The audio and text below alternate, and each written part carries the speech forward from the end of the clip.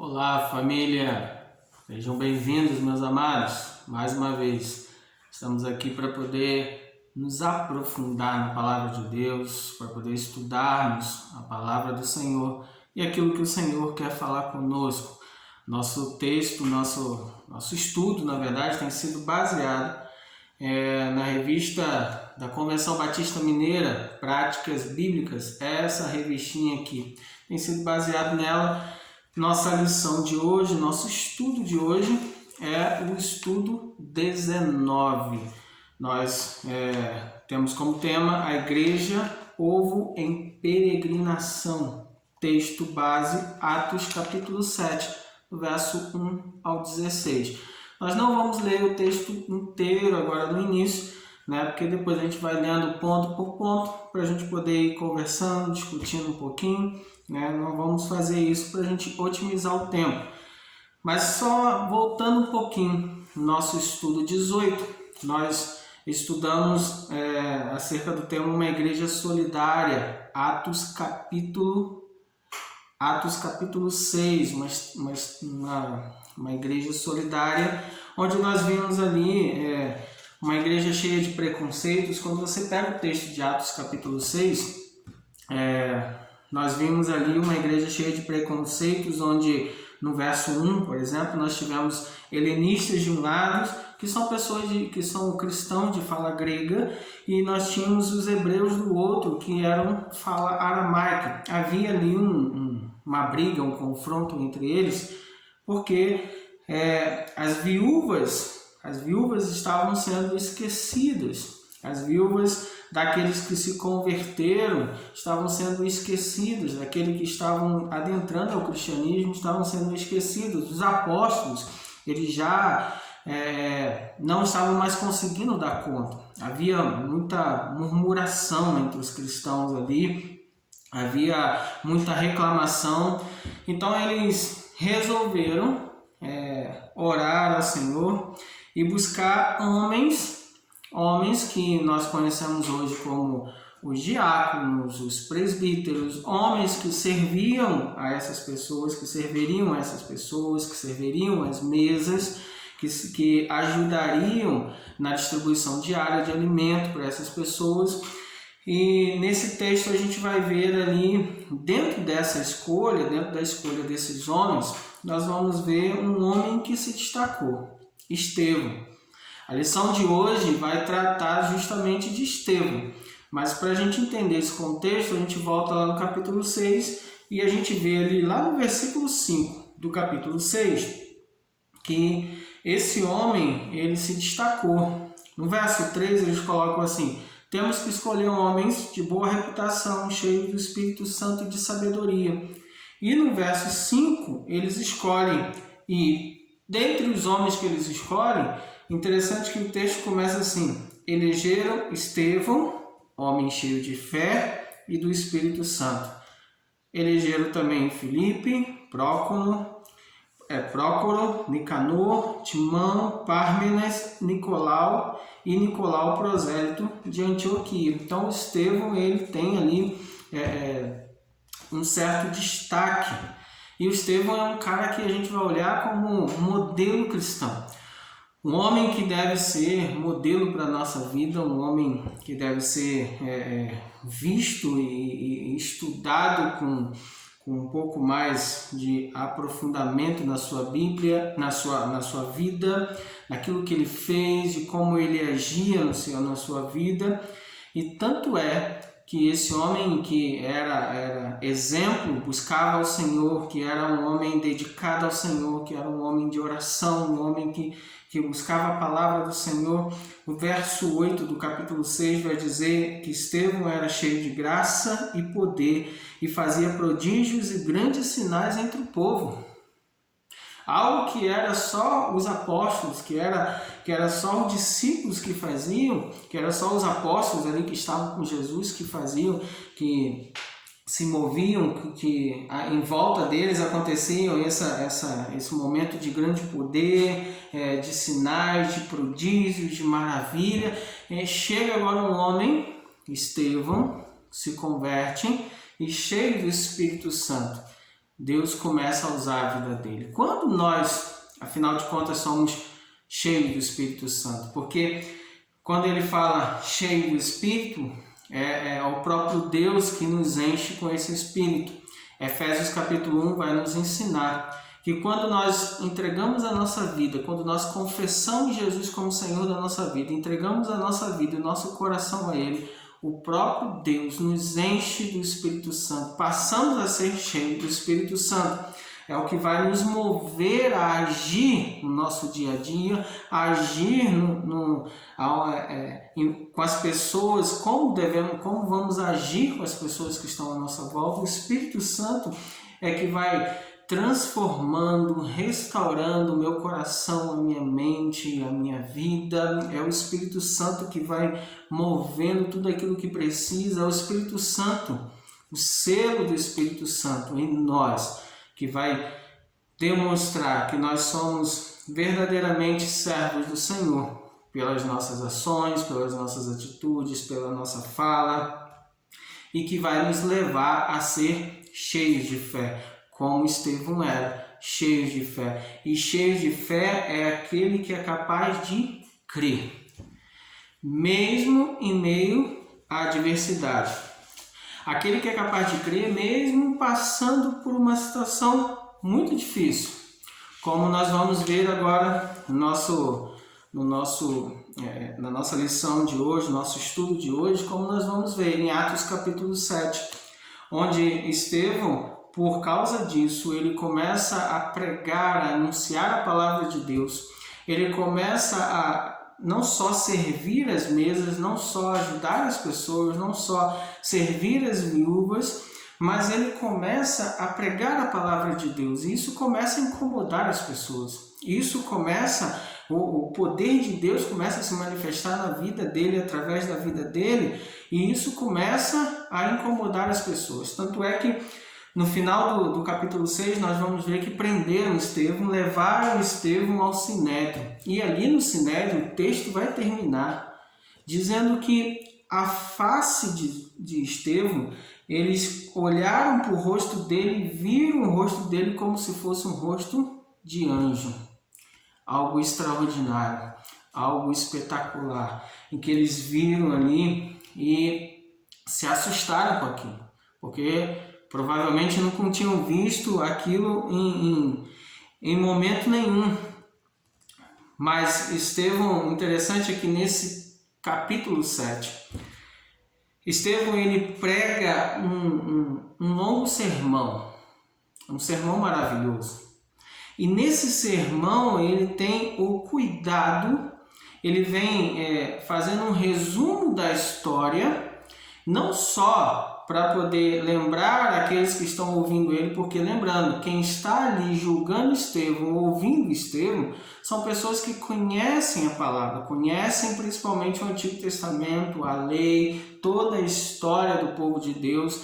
Então ele faz um resumo dessa história no capítulo 7, para apontar para Jesus, para colocar Deus no centro. Para dizer, se eu estou aqui passando pelo que eu estou passando, é por causa de Deus.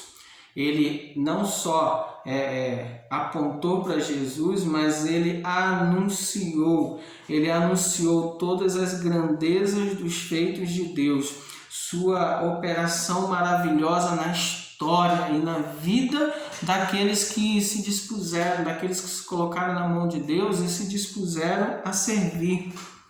E um dos primeiros crentes, que foi justamente Estevão ali, ele importante, ele não perdeu a oportunidade de proclamar o Evangelho, mesmo estando ali numa situação de julgamento, em que ele sabia que muito provavelmente ele seria julgado, condenado e morto ali.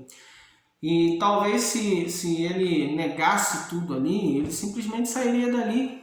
Eles mandariam ele embora, deixariam ele embora e não fariam nada com ele. Mas ele mesmo diante dessa situação, ele não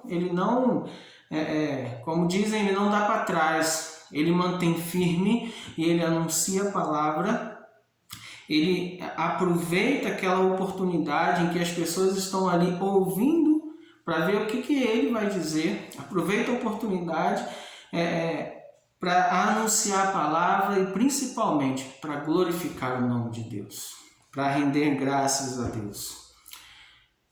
A questão aqui, a pergunta que fica para a gente é: você está preparado para anunciar, para testemunhar do amor de Deus em qualquer situação que você estiver?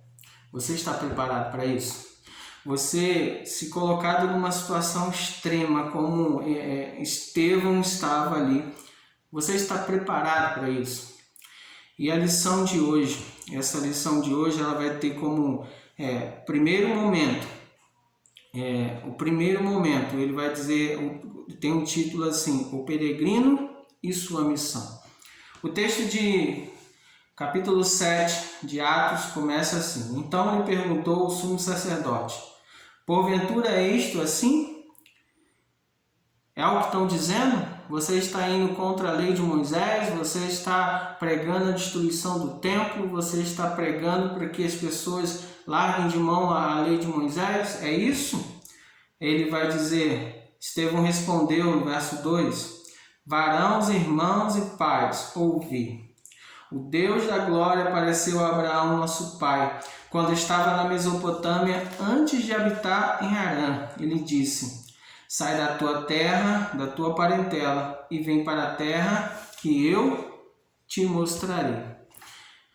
Olha como ele começa o texto. Ele começa mostrando o início da peregrinação desse povo, o povo de Israel, o chamado. Lá em Abraão: Abraão, sai da tua terra, da tua parentela. Ele vai começar a mostrar que Deus, ele começa em Abraão, ele começa a executar o seu propósito, o propósito de uma mudança não só uma mudança geográfica, porque ele diz: Abraão, sai daí, sai dessa terra onde você está e vai para a terra que eu vou te mostrar, uma terra que manda leite e mel. Ele não propõe somente uma mudança geográfica, mas ele propõe sim uma mudança de atitude. E essa atitude, ela vem por meio da obediência. E obedecer aos olhos humanos é obedecer cegamente, dizer assim: Senhor, e aí, eu estou indo, mas como assim? Eu vou para onde? Não, vai andando. Não, estou indo para onde? Não, vai andando que eu vou te mostrar. O que Estevão está falando nesses textos aqui, ele está dizendo: olha, o poder de Deus, a manifestação de Deus, os encontros de Deus, eles não se limitam a homens, a encontros com homens ou encontros somente em Jerusalém, mas ele está em toda a história, ele está se movendo em todo momento. E ele começa apontando para Abraão, dizendo: olha, a atitude de Abraão, olha, ele já se encontra com Abraão, e a partir de Abraão ele faz uma promessa que é necessária não só essa mudança essa mudança de local geográfico, mas uma mudança de atitude, de obediência pela fé. Obediência é uma atitude de fé, na verdade, que leva Abraão a perceber pela fé que a ação de Deus, ela vai muito mais do que um encontro com homens. A ação de Deus vai muito mais do que um encontro em templos. A ação de Deus, ela vai além da história. A ação de Deus vai além do meu querer e do seu querer.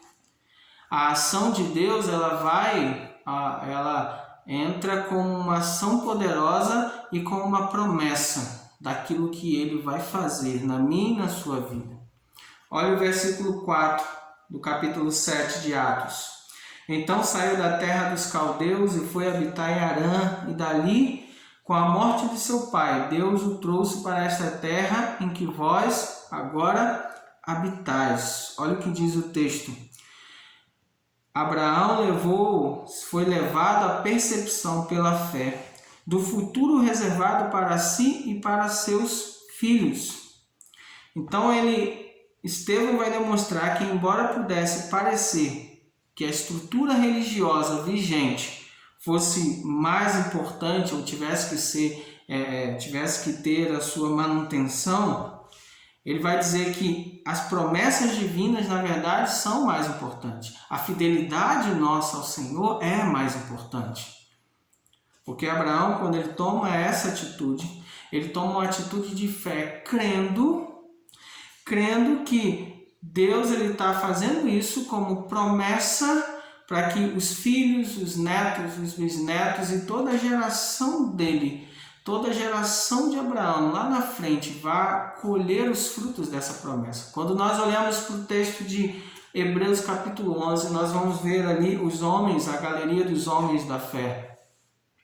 Homens que peregrinaram nessa terra, homens que tomaram atitude de fé como Abraão tomou, mas que não tiveram, muitos deles, ou a maioria deles, não viram o cumprimento dessa promessa, mas mesmo assim continuaram com atitude de fé, crendo na palavra de Deus, crendo na promessa de Deus e fazendo, agindo, proclamando o Evangelho, aproveitando todas as situações, todos os momentos, obedecendo a palavra de Deus e pela fé, tendo essa percepção da promessa de que Deus vai cumprir o que Ele promete. Ainda que seja para os meus filhos, ainda que seja para os meus netos, os meus bisnetos, não importa qual geração vai ser, mas Deus vai cumprir. Nós estamos aqui hoje, Deus nos promete algo. O problema é que nós queremos receber tudo e desfrutar de tudo, mas muitas vezes a promessa de Deus para a minha vida, para a sua vida, é algo que vai se cumprir no seio da nossa família. Vai se cumprir nas gerações futuras e não na minha, na sua vida, mas o que depende muitas vezes de ações nossas para que isso vá sendo gerado lá para frente. Como Abraão creu, saiu da terra e foi para onde Deus o enviou, foi para onde Deus o mandou ir. E a promessa só foi cumprida lá na frente. Ele não viu, ele não participou dessas promessas. Mas outra coisa também que é interessante, no verso 5 vai dizer assim, nela não lhe deu herança nem sequer um espaço de um pé, mas prometeu dar-lhe a posse dela, e depois dele a sua descendência, não tendo ele filho. Colocou ele na terra, mas não deu nada a ele naquele primeiro momento, mas prometeu que as próximas gerações tomariam posse daquela terra por completo. As próximas gerações tomariam posse daquela terra de fato, e porque Deus estava dando a eles através de Abraão. Olha o que diz o verso 6 e 7. E falou Deus que a sua descendência seria peregrina em terra estrangeira, onde seriam escravizados e maltratados por 400 anos. Eu disse Deus, julgarei a nação da qual foram escravos, e depois disto sairão daí e me servirão neste lugar. Olha o que ele está dizendo. Nos faz remeter a um texto de Filipenses capítulo 3, versículo 20, onde o apóstolo Paulo ele vai nos falar, olha, nós somos peregrinos nessa terra. Nós não somos daqui. Ele está dizendo assim, olha, a nossa pátria está nos céus, de onde também aguardamos o Salvador. A palavra de Deus diz que quando nós fomos criados, Deus soprou o fôlego da vida, o Espírito Santo que vem de Deus entra em nós. O Espírito, o sopro da vida vem de Deus e entra em nós. E quando nós morremos, nós retornamos para o Senhor. De lá viemos, para lá retornaremos. Seja para a glória com o Pai, seja para julgamento eterno. A palavra nos ensina que nós não somos daqui. O próprio apóstolo Paulo ele vai enfatizar isso, dizendo: nós somos estrangeiros em terra estrangeira, nós não somos daqui, nós somos lá do alto. Nossa casa não é aqui, nossa casa é lá. Por isso Jesus, quando estão tentando ali prender Jesus, quando estão com Jesus ali preso e interrogando Jesus, Jesus vai dizer: o meu reino não é deste mundo, porque se o meu reino fosse deste mundo, vocês todos já teriam caído, vocês todos já teriam até morrido. Meu reino não é deste mundo. E quando Jesus vai para junto do Pai, ele vai dizer: eu vou para o Pai e vou preparar morada para vocês, para quando vocês retornarem. A nossa vida é lá. Nós viemos de lá e nós retornaremos para lá. Nós sentimos falta dessa casa, dessa pátria celestial. E o que Estevão está dizendo através desse texto é que a vida de lutas e aflições, características de todo aquele que peregrina em terra estrangeira, nós vamos ter lutas e aflições que são características de terra estrangeira. Como ele está dizendo aqui no versículo 6, olha: a sua descendência será peregrina em terra estrangeira, onde serão escravizados e maltratados por 400 anos. Ele está dizendo: olha, vocês estão em terra estrangeira, vocês não estão na pátria de vocês ainda, e vocês vão passar por lutas, por aflições. O próprio Jesus disse: olha, no mundo vocês terão aflições, mas tenham bom ânimo, porque eu venci o mundo. Nós vamos passar sim, porque nós não estamos em terra estrangeira, mas ele nos dá a certeza de um julgamento, porque ele diz a esses estrangeiros, a essas pessoas que vêm contra aqueles servos do Senhor, ele está dizendo: olha, mas eu julgarei a nação da qual forem escravos, e depois disso sairão daí e me servirão neste lugar. Mas olha, meus amados, não é para poder pegar esse texto e falar: tá vendo? Quem vir contra o servo do Senhor, quem vir contra o ungido do Senhor. Não é para isso, não. O texto está dizendo que aqueles que são contra o servo do Senhor, sim, serão julgados pelo Senhor. Mas não para colocar medo neles, não para poder colocar uma barreira dizendo: se você vem contra mim, o Senhor vai pesar a mão em você. Não, o Senhor é quem julga, o Senhor é quem sabe. Cabe a mim e a você continuar caminhando, continuar fazendo a vontade do Senhor, continuar buscando a vontade do Senhor.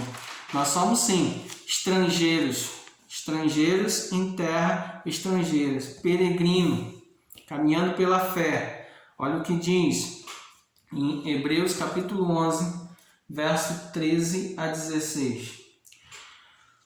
Todos estes homens morreram na fé, sem ter obtido as promessas, vendo-as, porém, de longe, e saudando-as e confessando que eram estrangeiros e peregrinos sobre a terra. Porque os que falam desse modo manifestam estar procurando uma pátria. E se na verdade se lembrassem daquela de onde saíram, teriam oportunidade de voltar. Mas agora aspiram a uma pátria superior, isto é, celestial. Por isso Deus não se envergonha deles de ser chamado seu Deus, porquanto lhes preparou uma cidade. Deus preparou uma cidade, uma pátria celestial para mim, para você, para quando retornar, para um dia nós retornaremos para essa pátria celestial. E Estevão, quando está diante desses homens, ele tem essa certeza, proclamando o Evangelho, proclamando a palavra, com a certeza dessa pátria celestial, ainda que numa situação difícil, ainda que numa situação onde ele poderia ser morto, mas com a certeza que mesmo que fosse morto, com a certeza que mesmo que fosse condenado ali, a recompensa dele está lá no céu, como diz o apóstolo Paulo: prossigo para o alvo, que é Cristo Jesus. A minha recompensa está guardada com Cristo. E não importa a situação que eu passe, não importa pelo que eu passo, eu tenho certeza, Deus tem o melhor guardado para mim. E o melhor não está nessa terra, não. porque a própria palavra nos ensina que é miserável o homem que espera em Cristo somente nessa terra. O melhor de Deus está na glória. O melhor de Deus, para mim e para a sua vida, veio da cruz. Jesus nos deu a salvação, que se cumprirá quando estivermos na glória com Ele. Estevão sabia muito bem que aconteça o que acontecer, finalmente seremos vitoriosos de qualquer luta ou tribulação e continuaremos a servir o Senhor. Essa é a certeza que a gente tem que ter. De aconteça o que acontecer, como Estevão, ter a certeza de que qualquer luta ou tribulação nós teremos a vitória em Cristo Jesus. E essa vitória, meus amados, quando a gente pensa em vitória, a gente já pensa em vitória aqui. Essa vitória pode ser aqui nesse tempo, aqui nessa terra, enquanto nós estamos peregrinando, mas essa vitória também pode ser lá no céu, na glória com o Senhor. Porque a gente acha que vitória é só aqui, que bênçãos é só aqui, que o Senhor vai dar é só aqui. Não. A nossa vitória maior é eterna, é estar na presença com o Senhor. Por isso não importa pelo que a gente passa, não importa em que situação a gente se encontre, o que Ele está ensinando a gente é permaneçam firmes, glorifiquem o nome do Senhor, rendam graças a Ele, proclamem o Evangelho em toda e qualquer situação, porque é para a glória do Senhor. Permaneçam firmes, porque tudo isso vai passar. Esse momento aí vai passar. A vitória vai chegar, meus amados. E ele continua, como segundo ponto da nossa lição, o cuidado de Deus. E aí, nesse cuidado de Deus, a partir do versículo 7, 8, ele vai começar a citar alguns homens. Ele começou a citar Abraão, ele fala de Isaac, ele fala de Jacó, mas a partir do verso 9, ele cita um homem, José. E esse cuidado de Deus, ele vai mostrar através da vida de José. Ele vai dizer, José, olha o que aconteceu com José. José foi rejeitado pelos irmãos, foi vendido como escravo e foi levado ao Egito. No Egito, ele se torna governador. Deus honra José, porque José permaneceu firme na fé dele, permaneceu firme naquilo que Deus colocou no coração dele. Ele foi preso lá porque ele não só foi rejeitado pelos irmãos, mas depois ele rejeitou a mulher do faraó. Então ele não ficou com a mulher do faraó. Então ali Deus honrou José, levando ele até ser governador. Mas com um propósito, salvar o povo de Deus, porque houve uma grande fome em toda aquela região. E José, ele foi usado por Deus para poder salvar toda aquela nação. Às vezes, e aí a gente vê a graça, a providência de Deus, a gente vê o cuidado de Deus. Às vezes, meus amados, como na vida de José, Deus ele permite que a gente passe por alguma situação, por algum momento difícil, por algo que a gente não consegue resolver, que está além das nossas forças, por algo que nos deixa preocupado, por algo que deixa o nosso coração pesado, por algo que nos deixa aflito, por uma situação muito difícil. Deus às vezes nos permite passar por isso, tendo algo lá na frente, tendo uma promessa lá na frente, tendo um cuidado lá na frente, ou já esteja providenciando algo lá na frente. A gente não sabe o que vai acontecer lá na frente, mas Deus sabe. Com José, por exemplo, passaram-se anos, meus amados, até José se dar conta de que tudo o que aconteceu com ele foi providência de Deus, foi permissão de Deus, para que quando chegasse lá na frente, ele fosse o governador. E em meio a uma fome que se abateu sobre toda aquela região, o povo não morresse de fome. Deus usou José para salvar aquele povo. E Estevão vai falar da história de José, demonstrando não somente o cuidado, demonstrando não somente a providência de Deus, mas ele também quer chancelar e autenticar a linhagem de Jesus. Quando ele começa falando desde Abraão e vai passando por José e vai falando de um por um, ele quer autenticar a linhagem de Jesus, para mostrar para aqueles homens: olha, esse Jesus que vocês mataram, esse Jesus que vocês levaram para a cruz, ele não está morto, mas ele ressuscitou o terceiro dia. E esse Jesus que vocês levaram para a cruz é o Messias, que a gente tanto esperava, e que veio, e que vocês o rejeitaram. Esse Jesus, ele veio para poder nos salvar nesse tempo que a gente vive de uma carência espiritual. Naquele tempo, o povo com José lá estava passando necessidade, estava passando fome. Nós, nesse mundo, a gente passa por uma carência espiritual, uma carência moral tão grande. Jesus veio para nos salvar dessa carência espiritual, dessa carência moral. Jesus, ele veio para trazer a provisão. Que provisão é essa? A salvação para cada um de nós.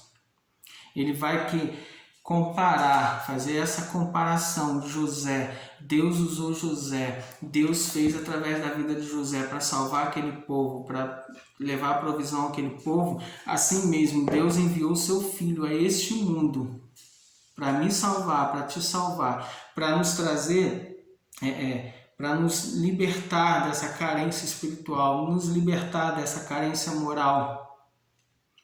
E da mesma forma que José teve, os irmãos deles tiveram inveja dele, os irmãos dele procuraram vender ele, procuraram matar José, da mesma forma com Jesus aconteceu. Mas José, Deus guardou a vida dele. E Jesus ressuscitou o terceiro dia e vive e reina para todo sempre. A pregação de Estevão, ela vai muito além de um discurso no templo ou ali em meio ao sinédrio, mas ela passa por uma vida cristã pautada na palavra e fiel ao Senhor Jesus. Passa por um cara que, mesmo sabendo que ele pode ser levado à morte, se ele mantiver a posição dele, ele mantém a posição dizendo: eu continuo servindo a Jesus Cristo, eu continuo fiel a Jesus Cristo, que ele veio me salvar, ele veio me libertar desse mundo com uma moral, com uma ética tão baixa, desse mundo que tem uma carência espiritual e que não encontram em lugar nenhum, a não ser em Cristo Jesus, esse renovo, essa transformação. Jesus, ele vem para nos governar como peregrinos nessa terra, porque ele é o Rei dos Reis, Senhor dos Senhores. Jesus, ele vem para nos conduzir como peregrinos nessa terra através da sua palavra, como profeta, mostrando como devemos agir, cada passo que devemos dar. Jesus foi encarregado do serviço sacerdotal, que é superior ao sacerdote os sacerdotes neotestamentários, porque Jesus é o sacerdote de uma vez por todas. Então eu não preciso mais fazer sacrifícios, eu não preciso mais subir escadas, eu não preciso de joelhos, eu não preciso fazer nenhum tipo de sacrifício na minha vida por causa de Jesus ou para Jesus. Mas ele fez o sacrifício uma vez por toda, por mim e por você, para nos dar salvação. E aí, meus amados, essa aliança de que nós somos peregrinos nessa terra e somos conduzidos pelo Senhor nesse período, até o dia final, até aquele dia em que receberemos o direito de entrar na glória eterna junto com o Pai. O selo dessa aliança, ele vem através do sangue derramado de Jesus na cruz. O sangue que Jesus derramou por mim e por você, para dizer, olha, esse é meu e eu cuido dele, eu conduzo, eu guardo enquanto nesse tempo. E quando chegar lá na frente, estaremos na glória juntos, louvando, glorificando e rendendo graças ao Senhor. E terminando em 2 Pedro, capítulo 3, verso 13. Por isso nós, da Igreja do Senhor, peregrinos nesse mundo, podemos esperar novos céus e nova terra, nos quais habita justiça. O que nós podemos esperar, irmãos, no final desse tempo, o que nós temos que fazer enquanto aqui nessa terra, peregrinos, é nos manter firmes, fiéis à palavra do Senhor, fiéis ao Senhor, anunciando a sua palavra, anunciando o seu querer, mesmo em meio às mais diversas situações, continuar firme como Estevão ficou. E crendo e tendo a certeza, nós estamos firmes e esperamos esses novos céus e nova terra, nas quais habita justiça.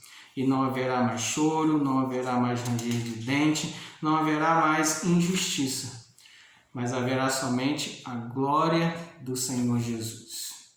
Amém, meus amados? Meus amados, meus irmãos, você tem alguma dúvida, você quer contribuir com algo, coloque aí nos comentários e a gente vai batendo papo, nos aprofundando. Esse tema é um tema que fala ao nosso coração, que nos dá direção e principalmente o Estevão, esse servo tão valoroso, que através da vida dele nos demonstra como devemos agir, como devemos ser como servo do Senhor no nosso dia a dia e na nossa caminhada. Que possamos olhar para a vida de Estevão e tê-lo como exemplo de como caminhar nessa terra onde somos peregrinos, esperando um dia estar em novos céus e nova terra, na presença do Senhor, glorificando o nome dele. Amém? Que Deus os abençoe, que o Senhor os guarde, que o Senhor guarde a sua família, a sua casa, em nome de Jesus. E eu espero vocês amanhã. Amanhã nós teremos às 8 horas da noite, nossa live de culto, nosso culto de oração ao Senhor. Venha orar conosco, orar pela sua casa, pela sua família. Que Deus os abençoe e os guarde em nome de Jesus.